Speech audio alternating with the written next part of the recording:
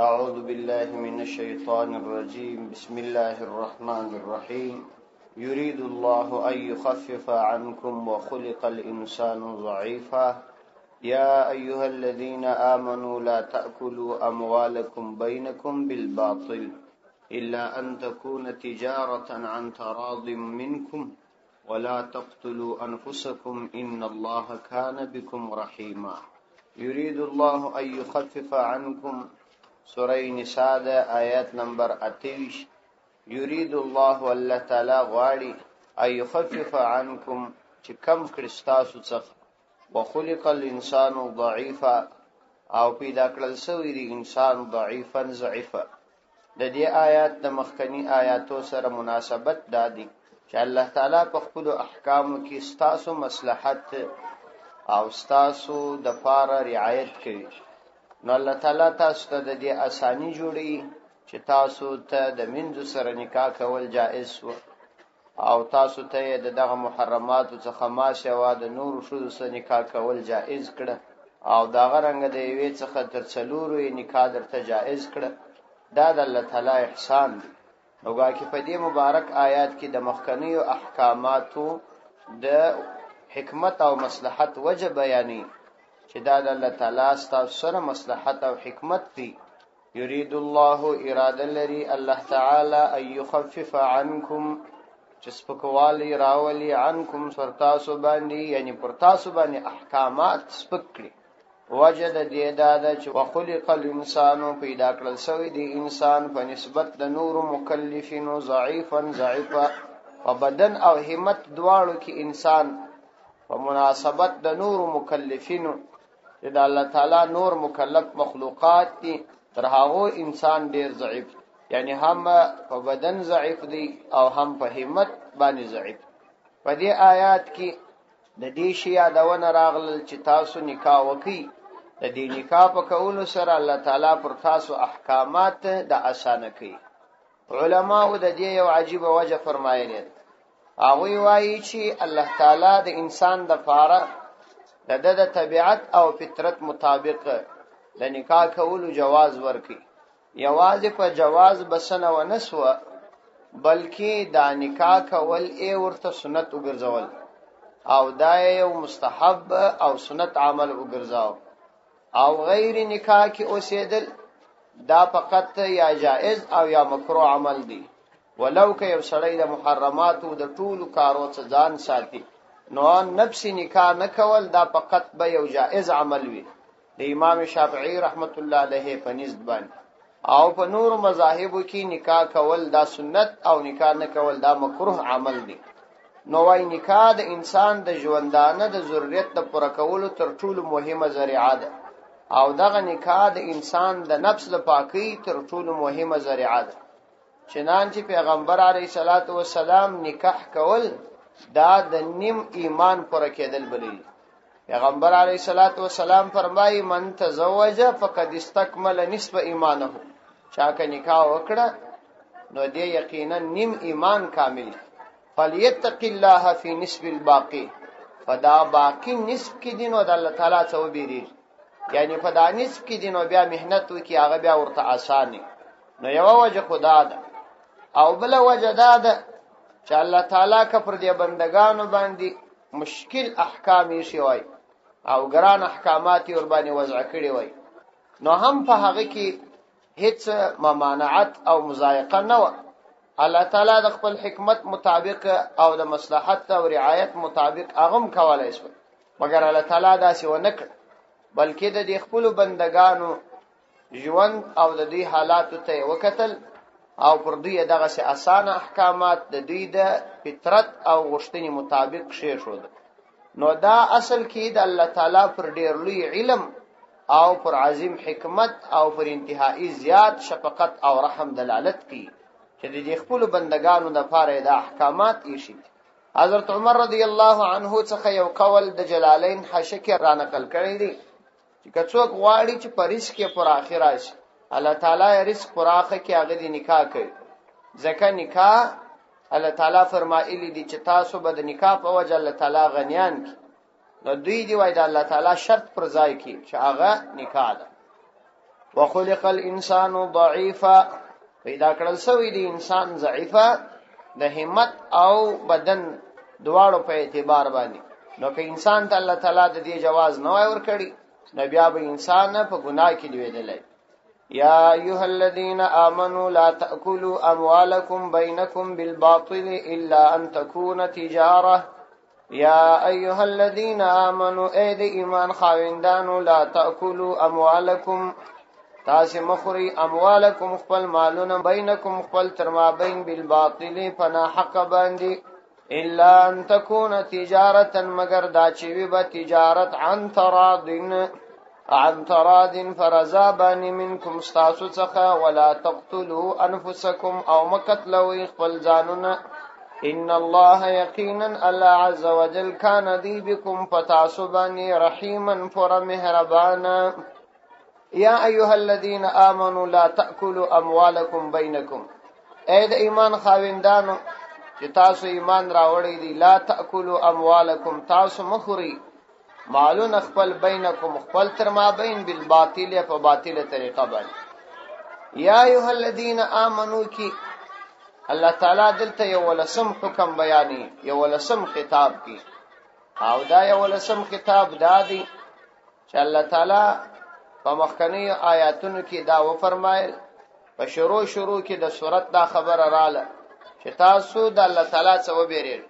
او تاسو یو د بل وسیله رحمت کوئ. یا ایها الناس اتقوا ربکم الذی خلقکم من نفس واحده وخلق منها زوجها وبث منهما رجالا كثيرا ونساء واتقوا الله الذي تساءلون به والارحام ان الله كان عليكم رقيبا. داغه ورسته بیا الله تعالی د یتیمانو او د شذو د حقوقو په ارتباط باندې خبره وکړه او د خپل بندگان هغه ته متوجه کړ. داغه ورسته بیا الله تعالی د میراث احکام بیان کړ. د میراث په احکامو کې د مور پلار او د قریبانو د احکام سره سره د جن نور خلقو احکام هم بیان کړ. داغه ورسته بیا الله تعالی د نکاح مسائل بیان کړ، محرمات بیان کړل چې دا تاسو باندې حرام دي دا تاسو ته حلال دي او دا غننګ د رضاعت ځینی مسائل راغله. نکاح داسې یو عمل دی چې په کولو باندې یو نارینه د یو شذي په مال او نفس کې د ځینو تصرفات اجازه پیدا کی او یو شذ د یو نارینه په مال او نفس کې د ځینو تصرفات اجازه پیدا کی. نو هغه مخکنی آیاتونه په دې ارتباط باندې ذکر شو چې په هغه کې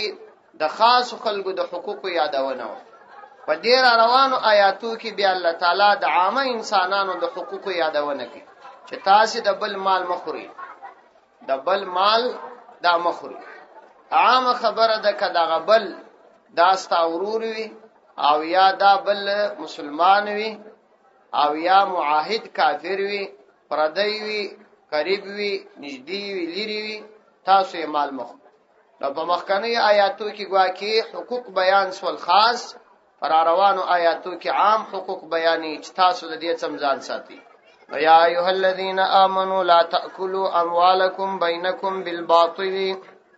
اے د ایمان خاوندانو لا تأکلوا تاسو مخری اموالکم خپل مالونه مو بینکم خپل تر مابین بالباطل په باطله طریقه باندې په باطله طریقه باندې تاسو یو د بل مالونه مخری.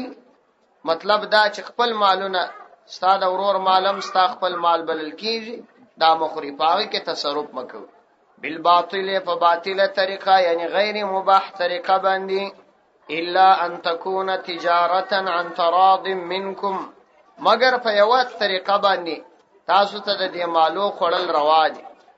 الا ان تكون تجارة مگر دا کوي تجارتن کاروبار عن تراض فرزا باندې منکم تاسو څخه. یا ایها الذین آمنوا لا تأکلوا اموالکم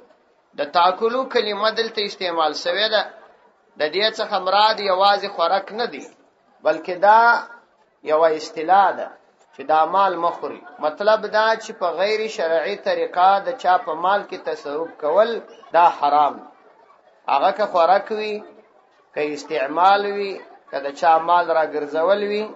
دا ټول طریقې په دې کې داخلي. الا ان تكون تجارتا مگر دا په یو صورت کې تاسو ته جواز تا هغه دا چې وی تجارت یعنی تاسو تر مابین کاروبار وي ته جنرانی سي هغه ته پیسې ورکړي یا هغه ستاسو خرانی سي تا ته پیسې درکړي بیا د دې مال خورل دا جایز مفتی محمد شفیع صاحب رحمت الله علیه لیکلی دي چې یو خو د دې څخه هغه ټول صورتونه چې د شریعت د حدود او اصول خلاف وي دا ټول په دې آیات کې راغلي د مثال په توګه په غیر شرعي توګه باندې د چا مال اخیستل دوکه کول غلا کول رشوت خوړل غصب کول خمار کول سود کول ظلم کول دا ټولي طریقې په دې کې داخلي دا ټولي طریقې د مال د خوړلو باطلی طریقې دي او په دې ټولو طریقو سره د مال اخیستل حرام دوم دا لکه څنګه چې د بل چا د مال په ناحقه طریقه باندې اخیستل حرام دي دا چې د خپل مال هم پر ناحقه طریقه مصرفول حرام دي چې هغه اسراف دي نو دا منع دي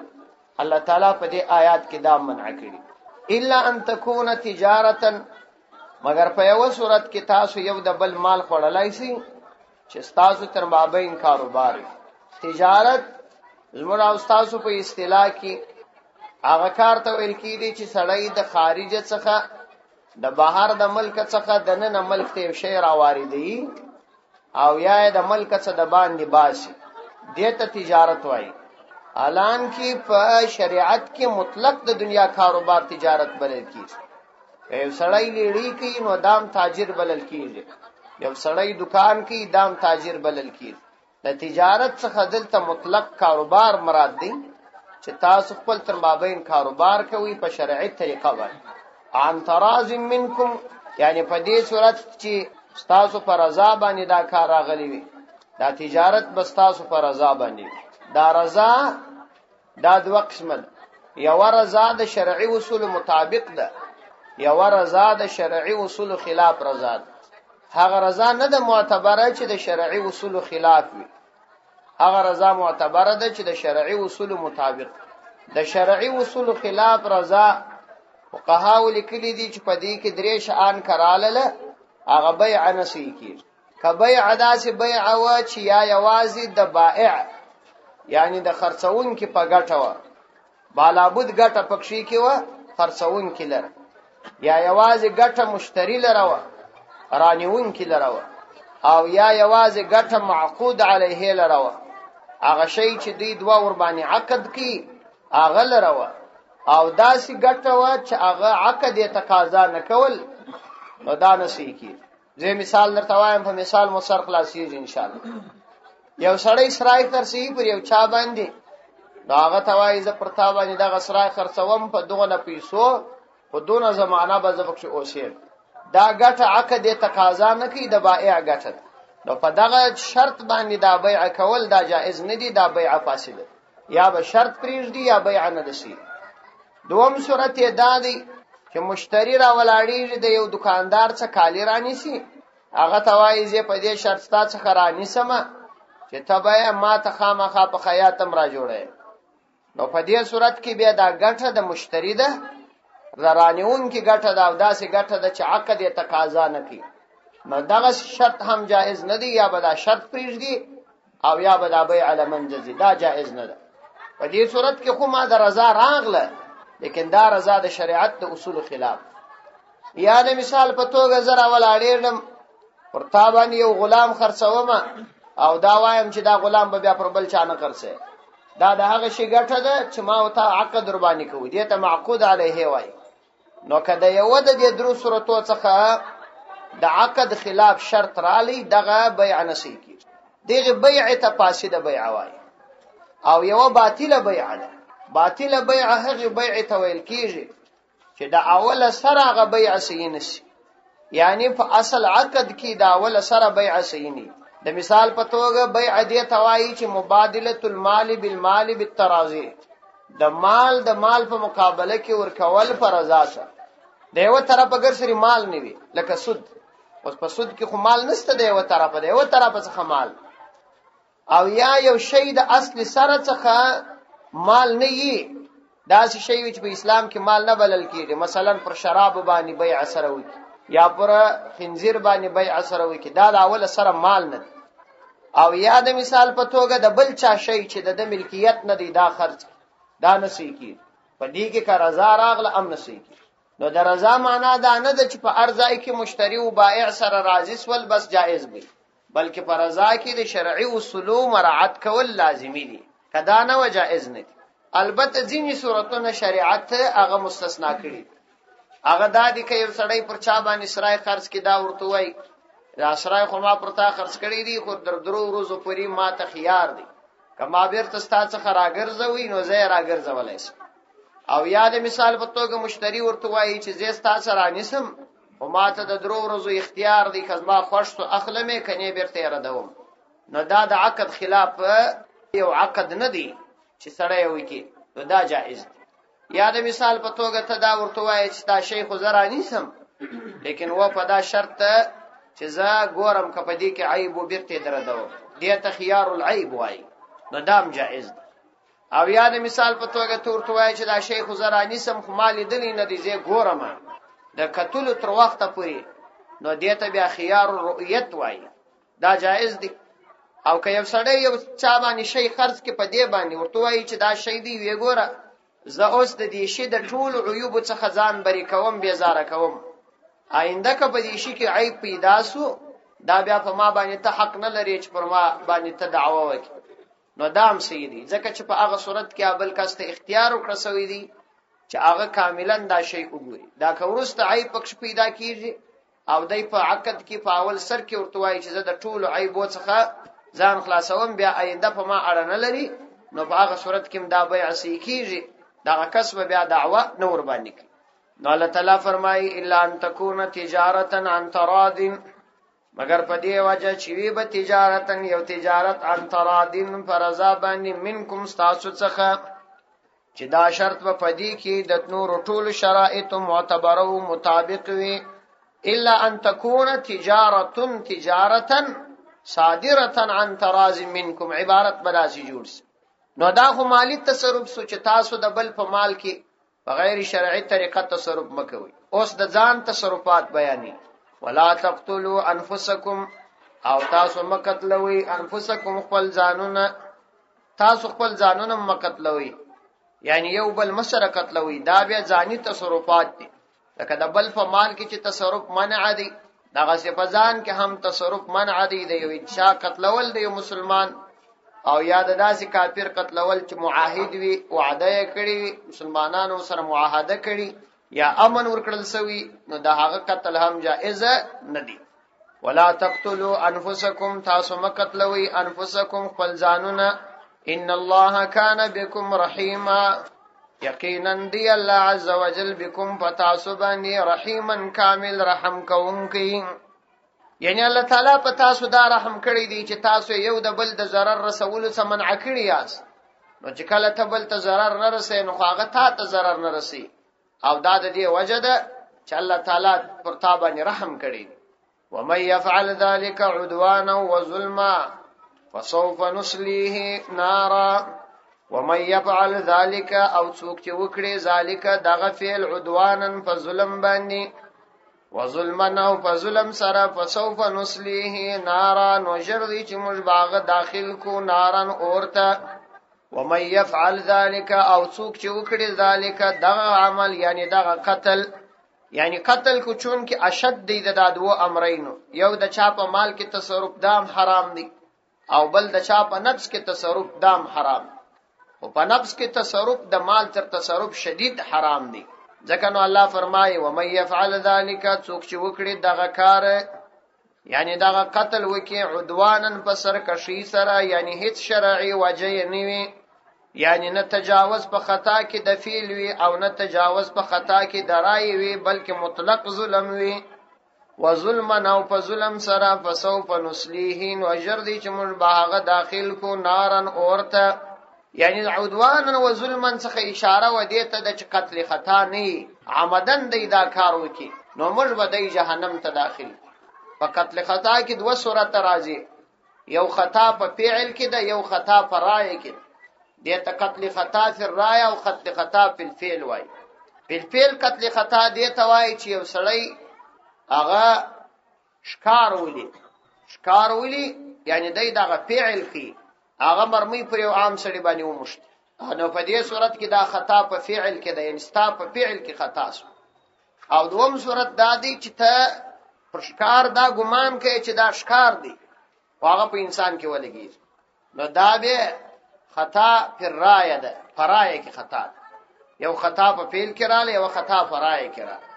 دغه دواړه قسمه خطا خو چون کې قصدن نه ده، نو الله تعالی دا بنده په دې نه رانیسي. البته په دنیا کې په دغه سړي باندې دیت راځي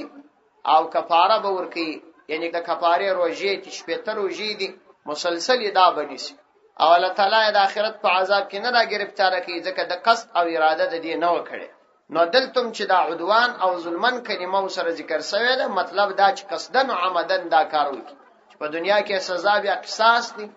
ومن يفعل ذلك او څوک چې وکړي ذلك دغه فعل عدوانا یعنی د حد شرعي څخه په سرکشي سره وظلمن فظلم باندې فسوف نسلیه نو جردي چې موږ به داخل کو دی یعنی ورسته تر مرګ نارن وورته وکانه ذلك على الله يسيرا وکانه ذلك دغه سزا ورکول على الله فعلى عز وجل باندې يسيرا ډیر آسان.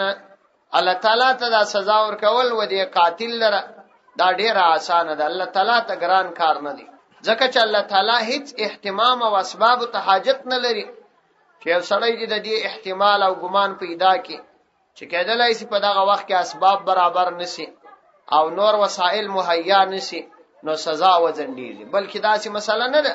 الله تعالی اسباب ته حاجت نه لري، فورا باغ ته سزا ورکړي. الله دې موسی ان تجتنبوا كبائر ما تنهون عنه نكفر عنكم سيئاتكم وندخلكم مدخلا كريما. ان تجتنبوا كبائر ما تنهون کچیر تاسو ځان وساتي کبائر د لوی ګناهو څخه دهغه تنهون عنه چې تاسو داغه څخه منع کړل کېږي نكفر عنكم سيئاتكم نو موږ به ورجو عنكم تاسو څخه سيئاتكم تاسو کوچنی ګناهونه وندخلكم او موږ به داخل کو تاسو مدخلا کریما و بهترین زایلرا. ان تجتنبوا كبائر ما تنهون. عبد الله ابن عباس رضی الله عنه وايي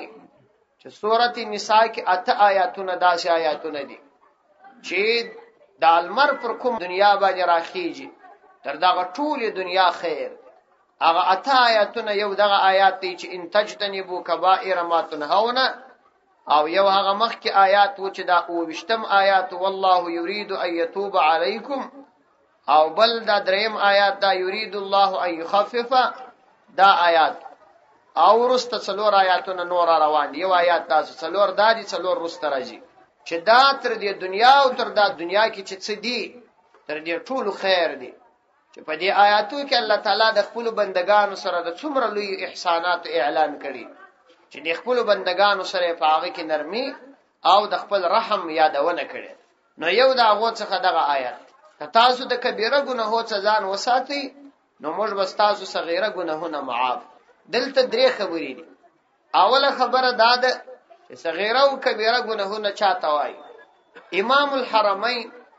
او دا غرنګ فضیل ابن عیاض او ځینې نور علما دا وایي چې صغیره ګناه نشته، ځکه ګناه وایي دیته یو سړی د خپل رب نافرمانی وکړي، یعنی کل ما نهى الله عنه فهو کبیره. هر هغه شی چې الله تعالی ته جن منع کړي او ته وکي دا کبیره ګناه. نو ګناه د خدای نافرمانی ته ویل کی، نو د الله تعالی نافرمانی په هر صورت کې کبیره ګناه دا صغیره نشته پکې. او هغه په دې ارتباط باندې نورم خورا ډیر دلایل را نقل کړي. او وجه دا د صغیره ګناه هم انسان جهنم ته داخلي لکه کبیره ګناه چې سړی جهنم ته. مولانا اشرف علي تهنوی رحمه الله لیکلي دي دا صغیره او کبیره ګناه مثال داسې دي لکه سړی چې یو لوی لړم او یو کوچنی لړم په جیب کې ګرځي. نو څنګه چې انسان د لوی لړم څخه په تکلیف کیږي نو داسې د کوچنی لړم څخه په تکلیف کیږي. او یا مثال داسې دی لکه سړی چې یو غټ سکروټه د اور په خپل صندوق کې واچي او یا یو کوچنی سکروټه د اور په صندوق کې واچي، د دواړو څخه صندوق اور اخی او سوځي. نو فرق د دې دواړو نسته یو شی. او ځینې نور علما بیا وایي چې صغیره ګناه هغه ګناه ته وایي چې په شریعت کې د هغه په ارتباط د لعنت خبره نه راغله. یعنی هغه ګناه چې پر کوله الله تعالی پر بنده لعنت ویلي، او هغه ګناه چې په شریعت کې د هغه د پاره یو حد مقرر وي، مثلا زنا د حد لري، رجم دی، او یا په درو وهل دي، شراب دي، او دا غرنګه دا یدوا هغه ګناه چې الله تعالی پر هغه باندې د جهنم یادونه کړي او یا په دنیا کې د عذاب یادونه کړي، او الله تعالی په قران کریم کې هغه ذکر کړي او پیغمبر اسلام په احادیث کې ذکر کړي، دا کبیره ګناه. دغه سما سیوا نور ګناهونه هغه صغیره دي. حضرت علامه انور شاه کشمیری رحمت الله علیه وای هیڅ ګناه صغیره نه ده او هیڅ ګناه کبیره نه ده. شاه صاحب وایي چې هر ګناه د بلی ګناه په تناسب اخستل کیږي. که یو سړی زنا کوي نو زنا یقینا دا کبیره ګناه ده، ودې ته چې یو سړی نا وخت المانځه تراځي، نا وخت المانځه تراتل په نسبت زنا ته کوچنی ګناه ده، لیکن داغه زنا بیا قتل ته کوچنی ګناه بلل کیږي. نو هر ګناه د بلی په تناسب باندې هم کبیره کېدای شي او هم صغیره کېدای. چنانچه علما ولیکلي دي چې پیغمبر علیه الصلاۃ والسلام د وخت د تقاضا مطابق ګناهونه کله ډیر کله لږ شمیرلي دي. یو حدیث کې پیغمبر علیه السلام فرمایي چې تاسو د اوو ګناهو څخه ځان ساتئ، او دا اوو کبیره ګناه دي. د زنا څخه ځان ساتئ، د سحر څخه ځان ساتئ، د جادوګر سړي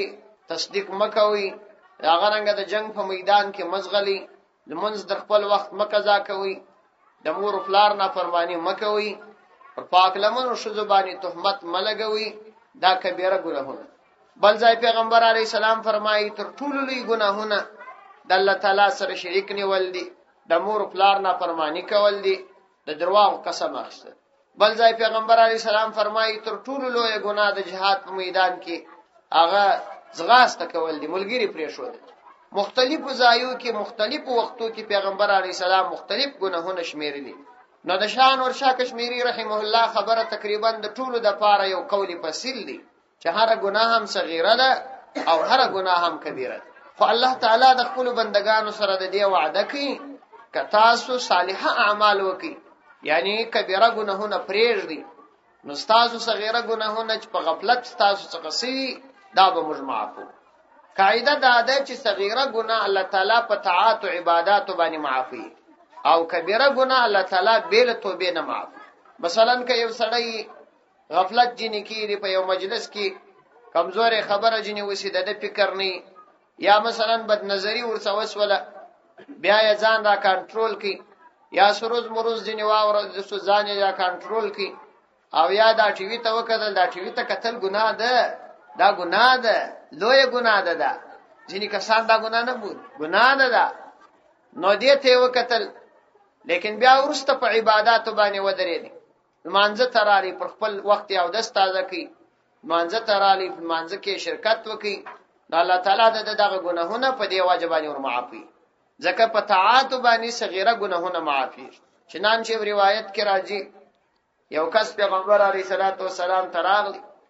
دې ګناه یادونه ورته وکړه چې زه دکاندار و، ماته یو شذ راغله او د هغه څخه ما په شهوت باندې مچ واخص. پیغمبر علیه الصلاۃ والسلام څو ورته ونه ویل. نو بیا چې کله المنځ وکي هغه صحابي پیغمبر علیه السلام ورته الله تعالی ستاسو ګناه په دې منځ باندې معاف، لیکن هغه د توبې د فارم راغلی و، ځکه چې د خپل دغه جرم یادونه نبی علیه الصلاۃ والسلام ته وکړه. دا د دې معنا نه ده چې ګواکې مشتبه دا معلومه سي چې دا ګواکې صغیره ګناه ده، دا کبیره ګناه ده. په هغه پیغمبر علیه السلام ته رالی شکایت ته د دې وکي، یعنی که پر ما باندې کومه سزا جاری کیږي سزا ما ترا. پیغمبر علیه السلام الله تعالی ستا ګناه معاف. نو دا صغیره ګناهونه دا په اعمال باندې معافي شي. البته کبیره ګناه توبه غواړي، بیل توبه نه قبلي. ان تجتنبوا كبائر ما تنهون عنه نكفر عنكم سيئاتكم وندخلكم مدخلا كريما. ان تجتنبوا کچیر تاسو ځانونه وساتئ کبائر ما تنهون